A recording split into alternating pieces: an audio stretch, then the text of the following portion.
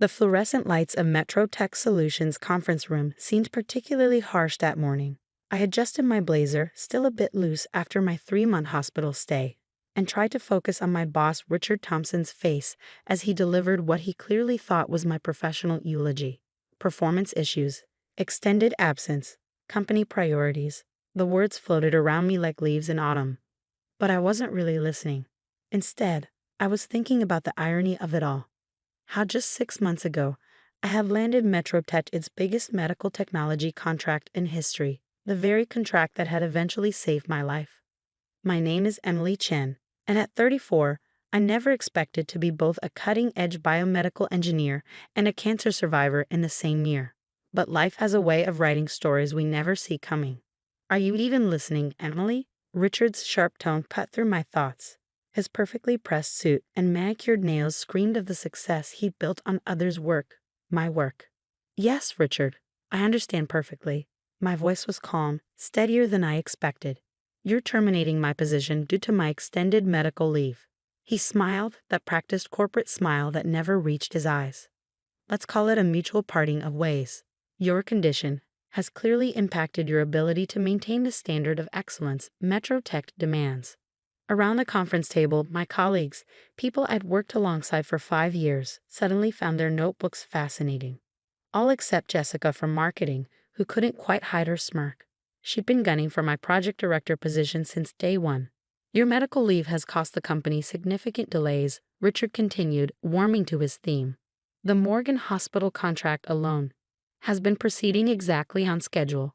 I interrupted quietly, as per the weekly reports I submitted from my hospital bed. Richard's jaw tightened. He hated being interrupted. Reports that needed extensive revision and oversight.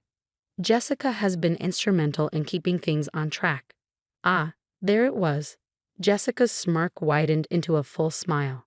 I thought about the nights I'd spent in my hospital room, laptop balanced on my knees, refining the neural interface algorithms for the new surgical guidance system. The nurses had scolded me, saying I needed rest. But the work had given me purpose during the darkest days of my treatment. Of course, I said, reaching for my laptop bag. I'll clean out my office immediately. That would be best. Richard stood, signaling the end of the meeting. Security will escort you. Standard procedure, you understand. As if I might what? Steal the technology I'd invented? The irony would have made me laugh if it weren't so painful. I was halfway to the door when it swung open and my heart nearly stopped. Dr. Catherine Morgan, Chief of Surgery at Morgan Memorial Hospital and our $50 million contract holder, stood in the doorway.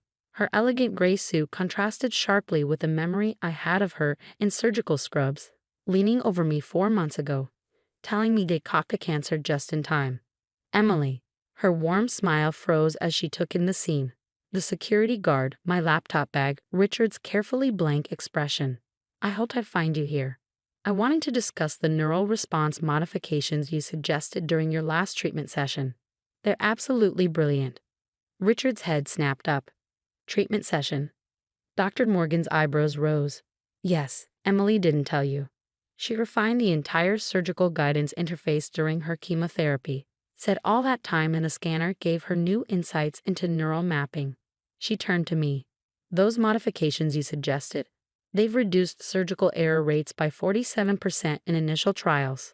The medical board is astounded. The silence in the room was deafening. I could practically hear the gears turning in Richard's head as he realized what he'd done, what he'd lost. Emily was just, he began, being fired. I finished for him. For taking too much medical leave, while redesigning your surgical system. During my cancer treatment, at your hospital, each period felt like a nail in Richard's professional coffin. Dr. Morgan's warm smile turned arctic. Is that so? She placed her briefcase on the conference table with deliberate care. Well, that's fascinating timing, considering I came here today to discuss expanding our contract. The medical board was so impressed with Emily's innovations. They wanted to implement the system across our entire hospital network. $100 million deal minimum. Jessica's smirk had vanished. Richard's face had gone from red to white so fast it was almost impressive. Perhaps we should discuss this in my office, he suggested weakly. Oh, I don't think that will be necessary. Dr. Morgan's voice could have frozen hydrogen. Emily, would you join me for coffee? I believe we have a great deal to discuss about your future, and Metro Tech's future too, though that may need to be discussed with my lawyers present. I stood there for a moment, looking at the faces around me. These people who had been my colleagues, who had watched me work myself to exhaustion building something revolutionary, who had said nothing as I was cast aside. I'd love to, I said, shouldering my laptop bag. I know a great place just down the street. As Dr. Morgan and I walked out, I heard Richard's voice, slightly desperate. Emily, wait. But I didn't wait. I didn't look back, because sometimes the best revenge isn't about getting even. It's about moving forward, about taking your brilliance somewhere it will be truly valued. And as Dr. Morgan and I stepped into the elevator, I caught a glimpse of myself in the mirrored walls. I looked different than I had 6 months ago. Thinner, yes, but also stronger somehow. More certain. You know, Dr. Morgan said as the doors closed, I'm not just interested in buying your technology. I'm interested in building something entirely new, something that could change medical technology forever. She paused, studying me. How would you feel about starting your own company? I smiled, thinking about all the ideas I'd sketched out during those long nights in the hospital, ideas that went far beyond what Metro Tech could ever envision. I think, I said carefully, that would be exactly what the doctor ordered. The elevator doors opened to the lobby, and with them, opened the first chapter of my new story. Richard and Metro Tech were already fading into the past, becoming nothing more than a reminder that sometimes our worst moments can lead us to our greatest opportunities. But this was just the beginning. As Dr. Morgan and I walked out into the bright morning sunlight, I knew that the real story, my story, was just beginning to unfold. 6 months after walking out of Metro Tech's glass doors, I sat in a very different conference room. The furniture was secondhand, the walls needed painting, but the energy in the space crackled with possibility. Around the table sat my newly formed team, brilliant minds I'd handpicked, people chosen not just for their expertise, but for their integrity. The initial trials at Morgan Memorial are exceeding all expectations. Dr. Sarah Wong, my head of clinical research, reported. Her eyes sparkled with excitement as she pulled up the latest data. The enhanced neural mapping system is showing a 63% improvement in surgical precision. We're revolutionizing microsurgery. I smiled, remembering how Richard had once called these same innovations unrealistic and too ambitious. Now, Neurovision Medical Technologies, my company, was making them reality. But success never comes without resistance. My phone buzzed with an incoming email, and my smile faded as I read it. Metro Tech's lawyers? Asked Michael Torres, our legal counsel. He'd been handling the increasing stream of threats and challenges from my former employer. I nodded. They're claiming ownership of the neural interface patents, saying they were developed while I was their employee. But that's not, Sarah began, indignant. True? I finished. No, it's not. Every innovation in our current system was developed during my medical leave, after they'd already begun the termination process. And more importantly, I pulled out a thick folder I kept secure since my hospital days. I documented everything, every idea, every line of code, time-stamped and witnessed by the hospital staff. Michael grinned. They have no idea what they're walking into, do they? Before I could answer, my assistant rushed in. Emily, you need to see this. She handed me her tablet, open to a tech industry news site. The headline made my blood boil. Metro Tech announces revolutionary neural surgery system. Below was a photo of Richard and Jessica at a press conference, standing proudly before a system that looked suspiciously like an early prototype of mine, the one I'd left behind. They're trying to beat us to market, Sarah said, reading over my shoulder, with an inferior copy of your work. I should have been angry. Instead, I felt an odd sense of calm. They're desperate, I said. They know we're close to FDA approval. They're trying to undermine us before we can launch. What do we do? Asked James Chen, our head of development. He'd left a cushy job at a major tech firm to join my startup, believing in my vision. I stood up, walking to the whiteboard where we'd mapped out our development timeline. We don't change a thing. We stay focused on building something better. I turned to face my team. They're fighting the last war. We're creating the future. The next few weeks were intense. While MetroTech made splashy announcements about their innovative system, we quietly continued our work. Dr. Morgan's hospital network provided invaluable real-world testing opportunities, and each success strengthened our position. Then came the day that changed everything. I was in the lab, fine-tuning the neural response algorithms, when Dr. Morgan called. Her voice was urgent. "Emily, how quickly can you get to the hospital? We have an emergency case, a young girl with a brain tumor. The conventional surgical approach is too risky." I glanced at the prototype we'd been testing. The system isn't fully certified yet. The FDA has granted emergency approval for this case. The family's desperate. They've heard about our trial results.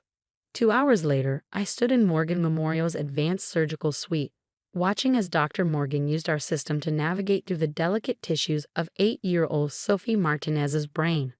The neural interface provided unprecedented precision, showing pathways and dangers invisible to the naked eye. The surgery lasted 9 hours. When Dr. Morgan finally emerged, her smile told us everything we needed to know. "Complete success," she announced to the waiting family. "The tumor is gone, with minimal impact to surrounding tissue." As the parents wept with joy, I felt a hand on my shoulder. It was Dr. Morgan. "This," she said quietly, "is why we do what we do." The success story spread rapidly through the medical community. While MetroTech was holding press conferences, we were saving lives. Other hospitals began reaching out, asking to be part of our trials. Then came the morning of MetroTech's big product launch. I was surprised to receive an invitation. Clearly a power play on Richard's part, a chance to show off his victory. I decided to attend. The hotel ballroom was packed with media, investors, and medical professionals. Richard took the stage, confident as ever. "Today, MetroTech revolutionizes surgical technology," he began. I sat quietly in the back, watching as he demonstrated their system. It was exactly what I feared, a rushed, superficial copy of my early work. As he walked through the features, I could see the flaws, the corners cut, the safety issues they hadn't even recognized. During the Q&A, a hand raised in the middle of the room. "Dr. Thompson, could you address the safety concerns raised by the Medical Technology Review Board?" Richard frowned. "What concerns?" Dr. Catherine Morgan stood up, commanding the room's attention. "The board's analysis found critical flaws in your neural mapping system. The same flaws, interestingly, that Emily Chen identified and solved months ago, after you fired her." The room erupted in murmurs. Richard's face reddened. "Those claims are unsubstantiated." Actually, another voice called out, Dr. Wong, standing by the door, "They're extensively documented. We've submitted comprehensive safety studies to the FDA comparing your system's approach with our corrected methodology." "Your system?" Richard sputtered. That was my cue. I stood up. "Yes, Neurovision's system, the one that just saved Sophie Martinez's life last week. The one that's already been approved for expanded trials across 6 major hospital networks." The room's attention shifted to me. Thumbs came out as reporters recognized the story unfolding before them. "Would you care to explain the differences between the systems?" asked a journalist in the front row. I walked to the stage, each step measured and confident. Richard had no choice but to step aside. For the next 20 minutes, I walked through the technical details, the safety innovations, the real-world results. I didn't need to attack MetroTech's system, but flaws with self-evident configuration. In conclusion, I said, medical technology isn't about being first to market. It's about being best for patients. Every innovation in our system comes from real experience, including insights gained during my own battle with cancer, a battle that MetroTech considered too inconvenient to accommodate. The silence in the room was deafening. Then, from the back, someone began to applaud. The sound spread until it filled the ballroom. I looked at Richard, standing forgotten at the side of the stage. He wouldn't meet my eyes. In the weeks that followed, MetroTech's stock took a significant hit. They withdrew their system for further development. Jessica resigned. Richard was quietly moved to a less visible position. But I barely noticed. I was too busy building something that mattered. 1 year to the day after my firing, I stood in our new headquarters, a renovated research facility with state-of-the-art labs and a view of the city. Dr. Morgan had become our board chair, helping guide our expansion into new areas of medical technology. Our team had grown to over 100 people, each chosen for their brilliance and their heart.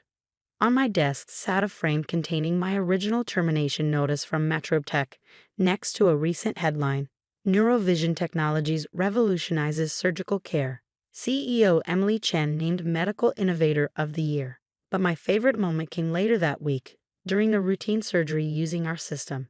As I watched from the observation room, a young resident turned to me and asked, "How did you even think of this approach?" I smiled, remembering those long nights in the hospital when what seemed like the end of my career had actually been the beginning of something far greater. Sometimes, I told her, the best innovations come when you're forced to see things from a completely new perspective. And as I watched our technology help guide another successful surgery, I realized that the greatest revenge against those who try to diminish you isn't proving them wrong. It's soaring so far beyond their limited vision that they become nothing more than a tiny footnote in your story of success. The lawsuit from MetroTech was eventually dropped. They couldn't fight against the overwhelming evidence and public opinion. Richard, I heard, started a consulting firm, though he carefully avoids any mention of his time overseeing medical technology development. As for me, I recently approved our company's new policy: unlimited medical leave for any employee battling serious illness, with guaranteed job protection and flexible work arrangements. Because sometimes the worst moments in our lives are lead us to our greatest accomplishments if we're just given the chance to prove it. Dr. Morgan still teases me about that day she walked into my filing. Best timing of my career, she says. I disagree. The timing wasn't lucky, it was inevitable. Because sooner or later, truth and talent will always rise to the surface. The trick is to keep believing in yourself long enough to see it happen. Last week, I received an invitation to speak at a major medical technology conference. The topic? Innovation through adversity: how personal challenges drive professional breakthroughs. I accepted immediately. After all, I have quite a story to tell.